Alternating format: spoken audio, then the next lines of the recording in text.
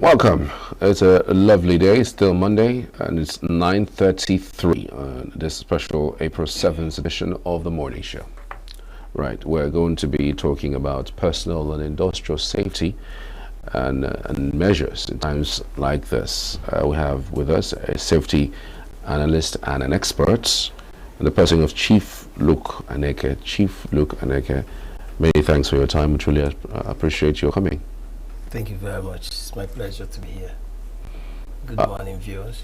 Thank you so much. Thank you for coming. But for you, what are the major causes of industrial accidents in Nigeria? Yeah, basically, lack of adherence to operating procedures and basic safety protocols. Our people, Nigerians generally are not, they're not too interested in the manuals. I understand that from research. They're not interested they just want to use their own best judgment in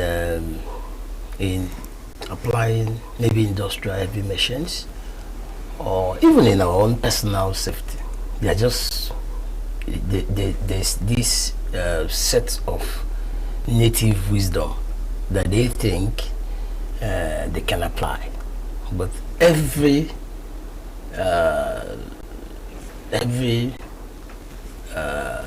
security measures, if you like, have their own operating standards.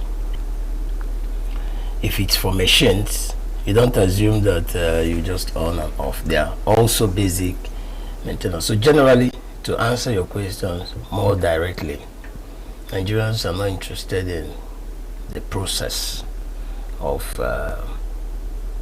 doing things. They're interested in just getting results. And in between the direct process and obtaining results, they usually fall victims of industrial accidents. Yes.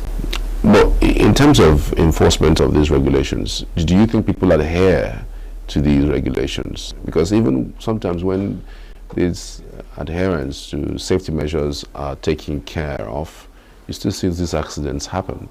Is it all about enforcement of the safety measures, and to what extent are safety measures important in safety in our daily lives, our personal lives, or even our industrial workplace?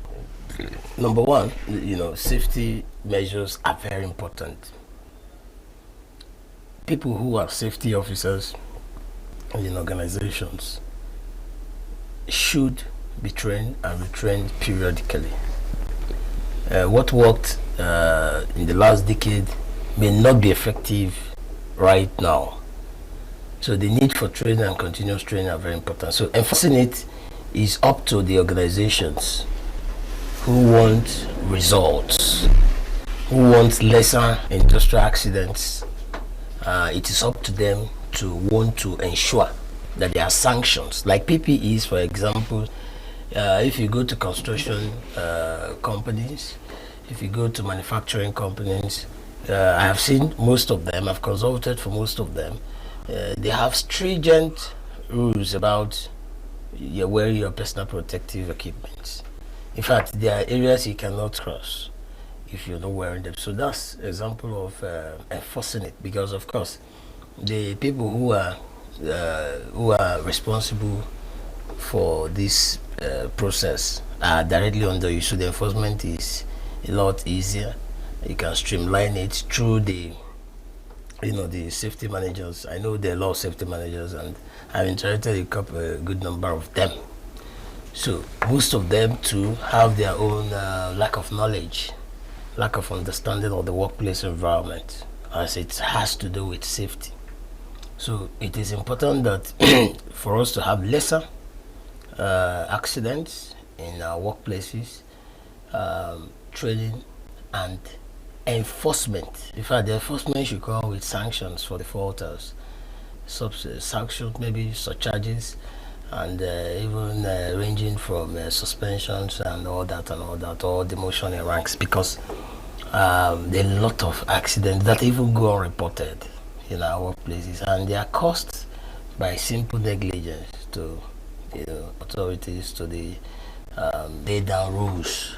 And I can tell you for free too that most of the times these accidents are swept under the carpet, but forgetting that most times the damages are on the people, on the staff, on the personnels, of our companies, organizations, and people like to underreport it so that because governments also have their own standard measures, operating protocols that they hand over maybe for the regulators. All our societal industries have regulators. So those regulators, part of their approvals for you, like okay, maybe for instance NAFDAC, for NAFDAC to give you license to maybe manufacture beverages and water and all that, there are certain procedures that must be met. So once you get the license, nobody is interested again going forward. So those regulators to have roles to play to continue to enforce that standard practice, so that both in what is produced, there are errors you can also make that will consume the entire production line. So it's very important that both the regulators and the company would, and even the workers, would show good faith, for themselves and for the society. But what measures do you think that organizations can embark upon in order to imbibe or inculcate into their staff the importance of safety, in workplace environments? Yeah, just training, retraining, and procurement of PPEs for the manufacturing sectors. And again, too, they need to have qualified safety managers, officers, as the case may be. And those people must continue to bring weekly reports to management so that management can take decisions as time goes on. So don't rely only on, this is now to the companies, don't rely only on what you have 5 years ago. Continue to improve, continue to develop. Things are happening, using what happens in SYZ to forecast, to plan yours. Sometimes they just relax. These are standard safety process, right? But they are not constant. You got what you have as a result of what you had, the incident or accident you had in time past. But the accident or incident of the time of your neighbor would also need you to adjust your plans, your safety plans going forward. So it's a continuous formulation, reformulation, and assessment. Like we had COVID.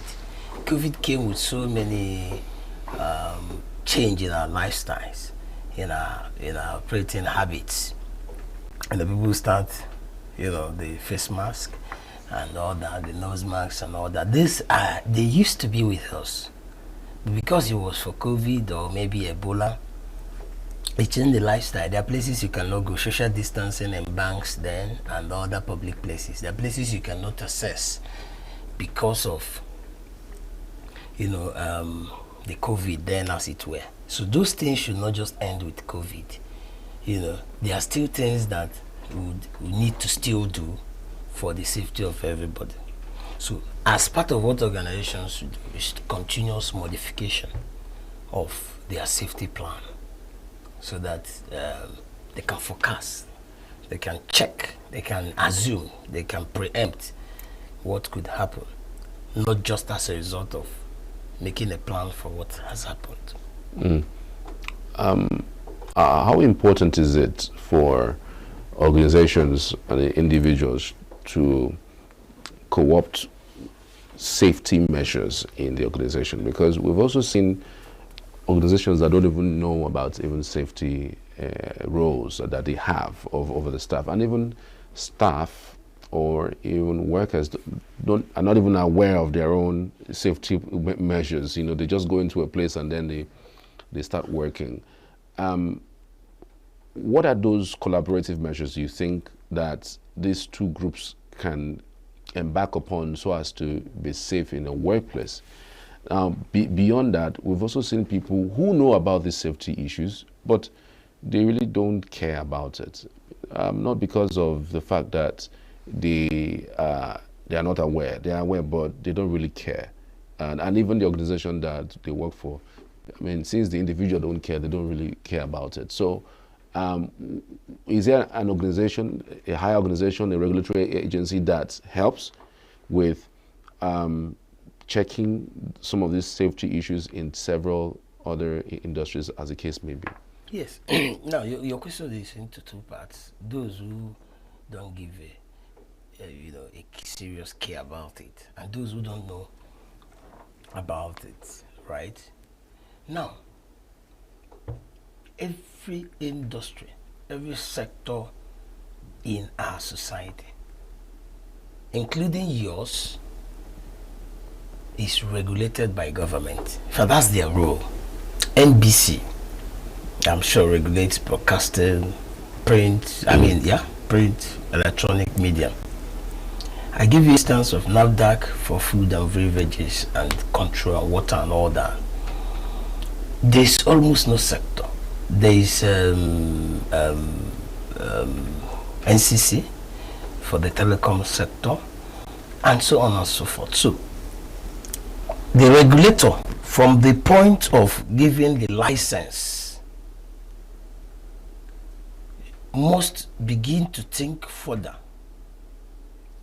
to continuously monitor that license and be sure that the same operating procedure that was approved before the issuance of the license is maintained. I'll digress a little to Nigeria University Commission, NUC. Most times when they go for accreditations in our institutions, well, this is funny, but you see that most institutions will try and go and hire, right, professors, as the case may be, because they have a standard. You must have SYZ professor in law, for instance, in medicine, and maybe engineering. And if you don't have it, and you desperately need that certification or accreditation, in accountancy too, you now go and hire people to make up. And by the time you get the accreditation, you discharge them and now begin to go through it. So I want to give you a clear idea so that you better appreciate what's happening in most of our industries and companies. Even the manufacturers, they have their own, most of them, beyond the regulators, they also have a strong, potent association that they belong to. Okay, I'll give you another case. ALCON, Advertising Regulatory Council of Nigeria. They regulate outdoor advertising, indoor advertising, and all kind of media buyings and all that in our country. But you see, most times maybe they don't have enough manpower to enforce certain standards. Maybe also they are complacent. They may have, and they may just not be good Nigerians. So the fact that we already have establishments that can check, the deficiency, means that we just need to work on them. And if there is still error because of maybe their inactions, as the case may be, then we have to think inwards. Those who have the roles in ensuring industrial safety, the regulators, the association, most all of them have association. Like the case of the example I've given you of the NUC, they have a association of universities of Nigeria and all that. The association and the organization itself before the personnel. The personnel are directly under them. If you want it to work better off, there must be stringent rules that are enforceable, that cannot be compromised. And those who are in this practice must be so qualified to be in that business, so that adhering to those standards are less difficult, because they understand the importance. So if you bring it now to safety, a lot of people just think safety is maybe around manufacturing and production, but it happens everywhere.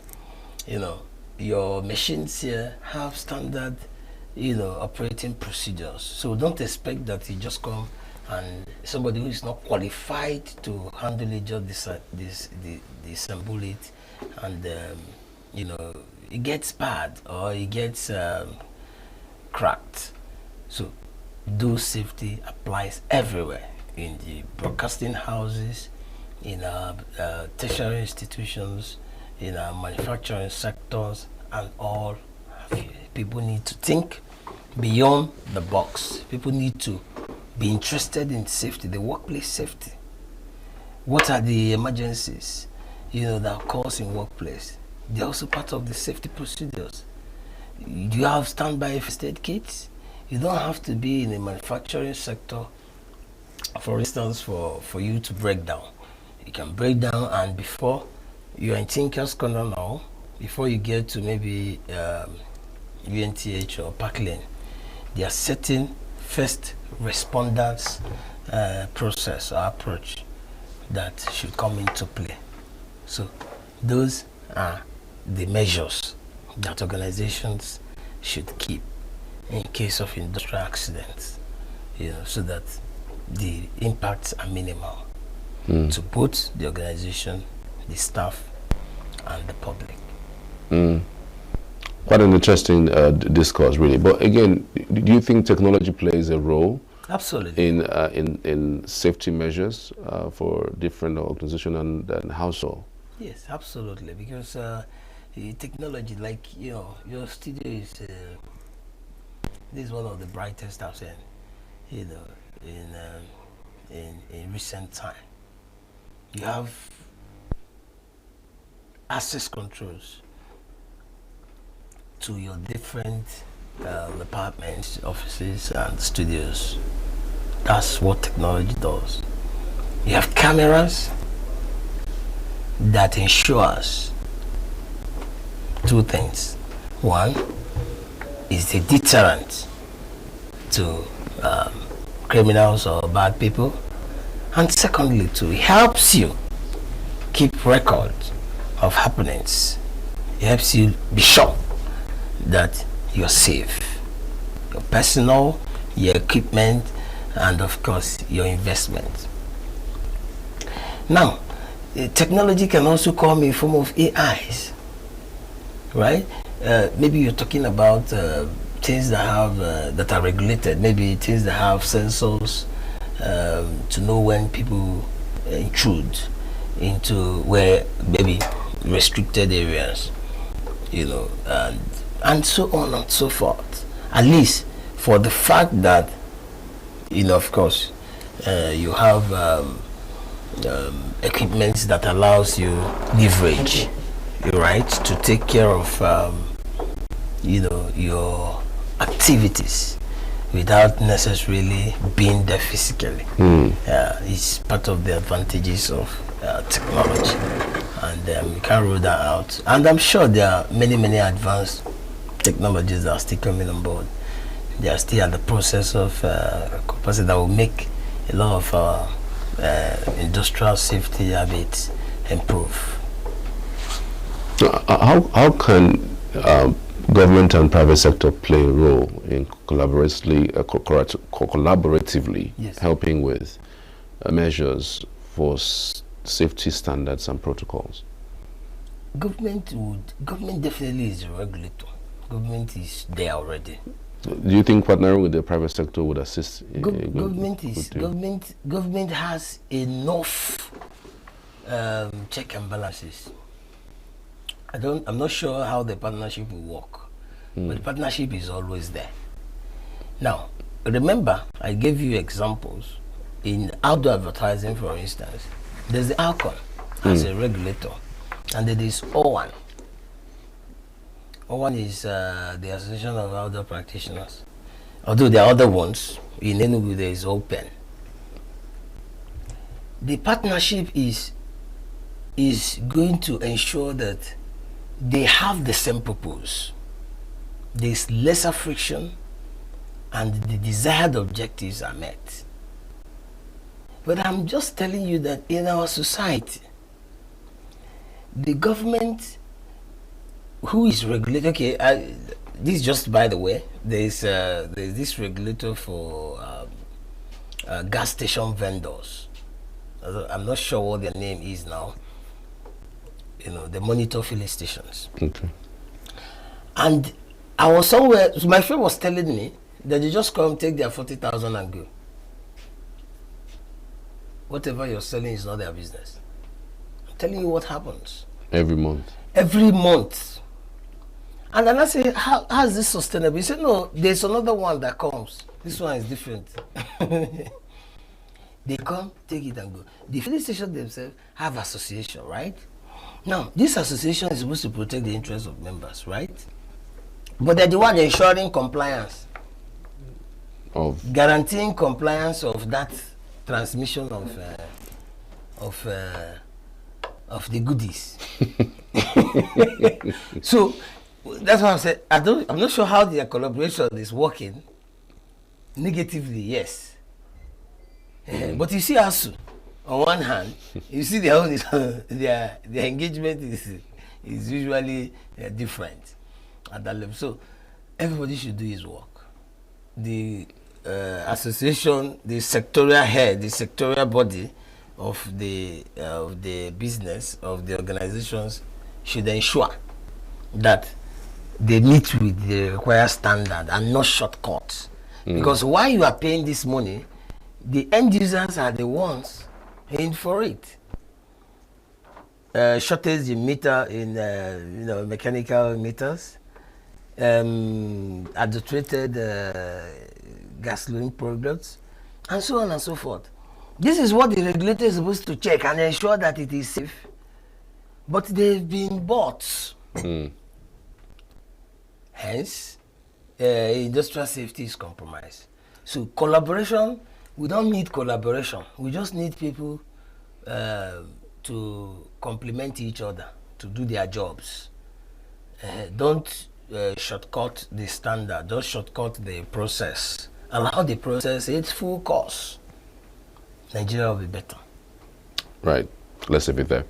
Chief Luke Aneke, many thanks for your time. Thank you very much. Always my pleasure. We truly appreciate your insight on the program today. Thank you. Chief Luke is a safety analyst and an outdoor publicity expert, giving us an insight into personal and industrial safety in times like this.